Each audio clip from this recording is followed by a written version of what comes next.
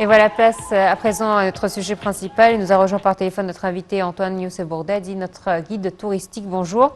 Bonjour, Alors tout d'abord, bonne fête. merci pour tout le monde, en fait pour tout le monde. Exactement, bonne fête à tous. Justement, nous sommes en pleine période de célébration. Alors non seulement nous avons la fête de Pâques, nous avons également Cham et Nessim demain. Bref, nous sommes dans une ambiance festive et ça fait du bien, on en a tous besoin.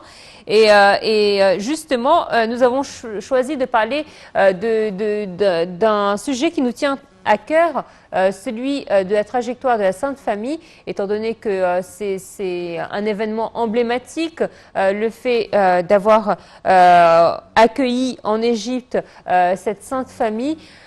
C'est vrai que c'est une trajectoire qui commence à prendre forme. Elle a du mal encore à être établie, étant donné que les différents points sont encore en train d'être définies. Pour la plupart, elles sont déjà définies, mais il y a toute une infrastructure à mettre en place. Pour vous, quelles sont les étapes les plus emblématiques de ce voyage de la Sainte Famille, justement? Effectivement, c'est ce que vous venez de dire, c'est que les points, il y a des points qui ne sont pas très précis jusqu'à maintenant, mais ça, c'est pas grave. Donc, il y a des points principaux quand même que, vu la tradition, ils ont passé par là depuis des longues années. Les chrétiens, ils font des pèlerinages dans ces lieux. Le problème maintenant, c'est l'infrastructure. L'infrastructure dans les lieux qui sont les plus éloignés des zones civilisées, etc. Donc il y a des zones qui sont plus équipées, on va dire, pour accueillir les visiteurs. Et il y a des lieux encore, il faut un peu d'infrastructure à faire. Mais ça va venir. Ça, c'est des choses qui ne viennent pas du jour au lendemain. Le projet du pèlerinage sur les pas de la Sainte Famille, c'est très récent. C'est dans 2015-2016 seulement, ça a été lancé d'une façon officielle. Ça a toujours existé, mais bon, c'est devenu un genre de tourisme que l'Égypte veut développer. On n'avait pas eu très grande chance, effectivement, dans les 6 dernières années ou les 5 dernières années, parce que entre les événements que l'Égypte a vécu et puis après ça le coronavirus, bon, ça va venir, ça va venir.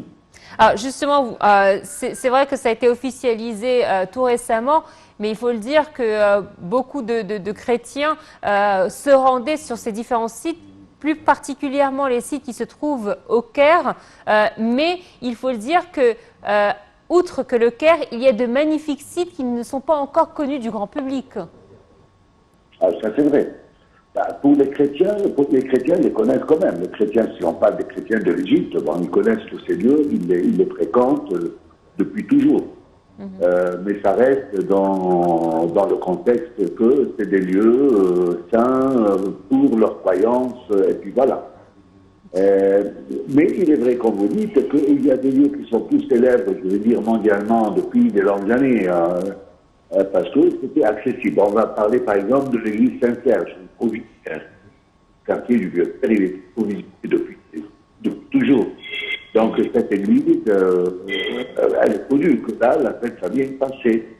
Le monastère Moharaka Ashut, le monastère, il est construit dans le lieu où ils ont vécu. C'est à cause de leur séjour là-bas. Donc, Justement, pouvez-vous nous décrire, parce que j'ai eu la chance de pouvoir accéder à cette grotte et de voir la particularité de cet endroit et la spiritualité qu'on y trouve et cette paix qu'on y trouve. Mais justement, pouvez-vous décrire à nos téléspectateurs qui n'ont pas eu cette chance de dire justement qu'est-ce qui se trouve sous cette église? On parlait de Saint-Serge. Oui, c'est ça. Saint-Serge, bon, c'est dans le quartier du Vieux-Caire, effectivement. C'est une église. L'église elle-même, elle est du 5e siècle, mais elle est construite au-dessus d'une crypte. Et dans cette crypte, c'est là où a vécu, où a séjourné, on va dire, pendant quelques mois la Sainte Famille. Et effectivement, dès que le christianisme est venu en Égypte, dans le 1er siècle de notre chrétien, il y avait déjà, bien sûr, toute la tradition de cette famille qui est passée il y a quelques dizaines d'années Et dans les lieux où ils ont passé, effectivement, ça a été fondé des hôtels et des églises premières. Donc, dans cette crypte, une première église, un premier hôtel qui était fondé donc, en Égypte chrétienne dans le siècle premier. Bien sûr, il ne faut pas oublier qu'à l'époque, c'était la persécution romaine contre les chrétiens. Les Romains ne pouvaient pas parler des chrétiens. C'est pourquoi que c'était une petite église comme ça, un hôtel dans une crypte. Et du moment où la liberté du culte a été donnée à l'Empire romain après l'empereur Constantin, au temps de l'empereur Constantin, c'est là que les églises ont commencé à se construire. Et c'est là qu'au 5e siècle a été construite cette église au-dessus de cette crypte. Donc l'autel, il est au-dessus de la crypte. Et qui a été nommé au nom de Saint Serge et Saint Bacchus, qui sont des martyrs de la persécution chrétienne du siècle premier. Donc c'est quand même, attention, c'est une église qui a maintenant 1500 ans et même plus. Oui. Il n'y a pas beaucoup dans le monde des églises vrai. De cet âge, très peu dans les lieux du Moyen-Orient seulement. C'est vrai. C'est vrai. Alors, c'est vrai que la famille de la Sainte Famille a traversé l'Égypte, puisqu'elle a commencé par le nord du Sinaï, puis elle est arrivée jusqu'à la Haute-Égypte. Est-ce que vous pouvez nous donner un des plus beaux sites, justement, de cette trajectoire qui se trouve en Haute-Égypte? En Haute-Égypte, il y a... Bon, on sait que le passage, ils ont passé, par exemple, par Hermopolis, à Shmonim. Il n'y a pas de traces. Il y a dans les manuscrits l'histoire de leur passage et les événements qui ont eu lieu. Il y a beaucoup de villes où les manuscrits nous racontent le passage. Mais comme trace, effectivement, principalement en Haute-Égypte, il y a l'église de la montagne Djebel Eter à Miné. Et là, le site, il est magnifique. Il est au-dessus d'une colline qui donne sur la vallée du Nil et sur le fleuve. C'est magnifique. Et là, ils ont passé un certain moment. Il y a aussi une crypte, une grotte dans laquelle ils se sont cachés. Donc ça, c'est à minuit. Mais bien sûr, et puis il y a l'église de Doronka, le lieu de Doronka à Sou, qui est une énorme crypte dans la montagne, qui donne aussi en hauteur sur la ville d'Assout et la ville. Apparemment, ils ont resté là parce qu'il y avait le flux du Nil et les inondations, ils ont attendu en hauteur le temps que les crues dégagent et qu'ils puissent rentrer en Israël, ou en Palestine. Mais peut-être le lieu, bien sûr, le plus important, c'est le lieu, le monastère Moharak. Le monastère Moharak, et là, ils ont vécu le plus long séjour. Dans la maison, ils ont vécu, c'est là que c'est devenu une église. Et en plus, l'importance de ce monastère, c'est que pour la croyance chrétienne, ça accomplit une prophétie dans l'Ancien Testament, dans le livre d'Isaïe, Isaïe 19, parle de l'arrivée de Jésus. Donc, oui. Alors, est-ce qu'il se pourrait que la Sainte Famille ait pu prendre refuge dans un des temples pharaoniques, comme nous avons pu voir certains moines qui à l'époque aussi, se réfugiaient dans les temples, et on voit encore leurs traces aujourd'hui grâce à des dessins sur les bas-reliefs. Est-ce qu'il se pourrait que la Sainte Famille aussi ait eu recours à ce moyen pour se protéger? Non, je ne crois pas du tout, au contraire. Les manuscrits de l'église de Copte racontent l'inverse. Racontent que quand Jésus, Marie et Joseph arrivaient dans un lieu où il y avait des temples, bien sûr c'est Dieu, pour la croyance chrétienne, juive, musulmane, la croyance ancienne était païenne. C'est un peu...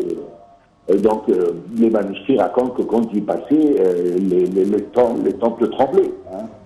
Et bon, les manuscrits, bien sûr, qui doivent insister sur la croyance, donc faisant cette part entre la croyance en Dieu et le paganisme. Vous voyez. Et malgré cela, c'est bien que vous le soulignez. C'est très présente dans les manuscrits premiers du christianisme. D'ailleurs, rappelez-vous que les chrétiens ont martelé beaucoup de choses sur C'est vrai. sur les Égyptiens. Et justement, c'est bien que vous le rappeliez, c'est que effectivement, les temples sont considérés par les religions monothéistes comme des temples païens, puisque c'était le cas, mais aucune de ces religions n'a détruit même s'ils ont martelé, ils n'ont pas eu cette ambition de détruire ces chefs-d'œuvre. Donc il y a eu un respect néanmoins pour la beauté de ces temples. Oui, alors ça, il faut être quand même très précis dans ça. On ne peut pas prendre ça dans l'absolu. D'abord, on ne peut pas dire que les religions monothéistes n'ont pas vécu. Bon, aucune des religions monothéistes, je veux dire, l'Italie, l'islam, n'ont pas touché au mouvement.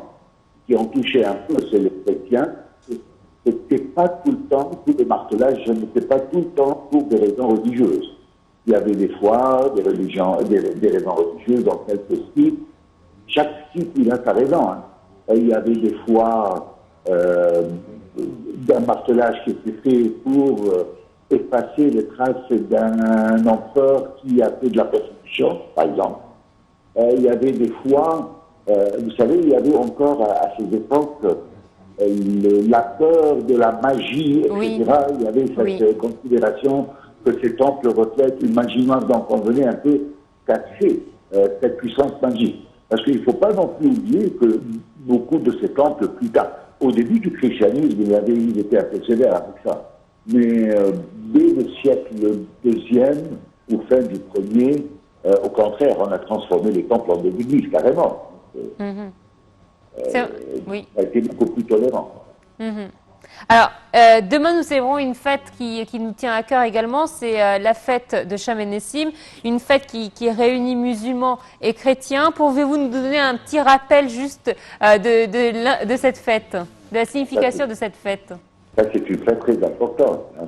C'est la fête du temps des anciens égyptiens. La fête de l'ancien égyptien croyait que c'est le jour de la création de l'univers.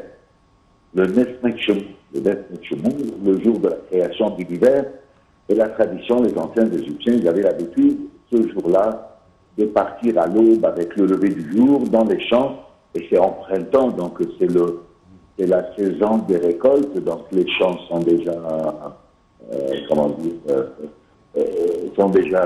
toutes les récoltes sont déjà là, grandes, etc.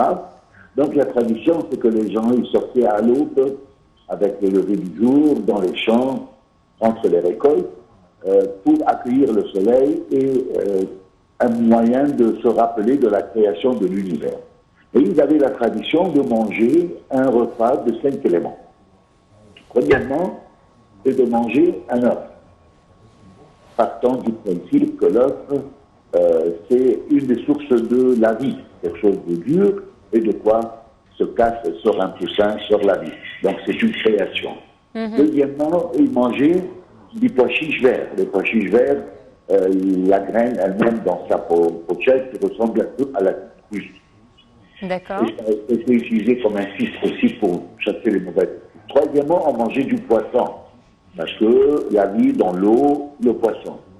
Quatrièmement, on mangeait de l'oignon, parce que l'oignon, pour eux, ça ouvre les narines et c'est de là que se souffle la vie et la vie. Bon, effectivement, vous remarquez, il y a dans le repas des œufs et des poissons. Donc, quand l'Égypte est devenue chrétienne, cette date tombait exactement dans le carême de Pâques. Et dans le carême de Pâques, on ne mange pas ni poisson, ni œufs, il faut manger végétal. Sur ce, les Égyptiens, pour garder cette tradition historique, malgré qu'ils sont devenus chrétiens, ils l'ont remis au lundi Pâques après que le carême soit fait. Et c'est comme ça que c'est devenu Cham el-Nessim, cette fête du printemps liée à la date de la fête de Pâques. Et c'est comme ça qu'on mange le fessir. Effectivement, le fessir, c'est le moyen avec lequel ils gardaient le poisson, puisqu'ils ont changé la date, donc il fallait le conserver. C'était la façon de le saler. Et c'est pourquoi on mange les œufs, le pois chiche, l'oignon, etc. C'est vrai que nous avons gardé ces mêmes traditions, que ce soit les musulmans ou les chrétiens. On peut dire que c'est une vraie et purement fête égyptienne. Et je pense que à travers le monde, il n'y a pas une fête plus ancienne que nous célébrons jusqu'à aujourd'hui, telle que Cham el-Nessim. Euh, Possible. Bon, je ne sais pas, en Extrême-Orient, la Chine, l'Inde, etc., et le Japon, bon, je n'ai pas beaucoup d'informations.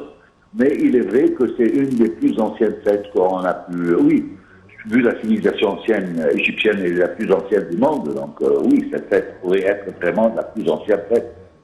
Oui. Et ce qui est curieux, c'est que la fête, elle a été fêtée au temps des anciens Égyptiens pendant des millénaires. L'Égypte se transforme au christianisme. La fête se garde, on la garde et on Et elle garde la s'adapte. tradition. L'Égypte devient musulmane, mais l'Égypte se convertit à l'islam. La continue. Et puis voilà. Et c'est vrai que la fête s'est adaptée également, puisque effectivement nous avons à peu près les mêmes mets qu'on consomme ce jour-là, mais également on a les mêmes idées de sortie qu'auparavant, c'est-à-dire que tout le monde se rassemblait autour du Nil. Effectivement, effectivement. Et que la fête aussi soit liée, sa date avec le Pâques chrétien, et malgré que c'est une fête, on va dire, populaire. C'est ça ce qu'est l'Égypte, hein, vous savez, l'Égypte, c'est ça l'identité de l'Égypte, c'est ça qui est vraiment génie dans ce pays, dans son histoire et dans sa tradition. Alors, Monsieur Antoine Youssef Bourda dit merci à vous d'avoir été nôtre. Encore une fois, bonne fête à vous et à tous les Égyptiens à travers le monde entier, à l'occasion non seulement de la fête de Pâques pour les chrétiens orthodoxes, mais également pour Cham et Nessim. Merci à vous d'avoir été des nôtres. Voilà, alors je vous rappelle donc qu'aujourd'hui nous célébrons la fête de Pâques selon le calendrier copte orthodoxe, et demain nous célébrons donc Cham et Nessim, cette fête nationale qui réunit tous les Égyptiens qui consomment tous le même repas, c'est-à-dire, comme vient de nous le rappeler notre invité, un œuf, de la salade, de la laitue, du poisson, quel que soit le poisson, ça peut être du fessir, ça peut être du hareng, bref, chacun selon ses préférences. Et bien évidemment, tous se ruent au niveau des jardins et au bord du Nil pour célébrer cette célébration. Cette année, malheureusement, à cause des circonstances et la pandémie dans laquelle nous sommes, les jardins vont être fermés pour éviter les bousculades et le monde, les rassemblements dans un seul endroit. Mais je sais que chaque foyer égyptien veillera à ce qu'il y ait le même repas que nous consommons donc chaque année depuis des millénaires. Voilà, c'est ainsi donc que prend fin cette édition. Je vous laisse avec une très belle chanson et je vous dis à très bientôt. Au revoir.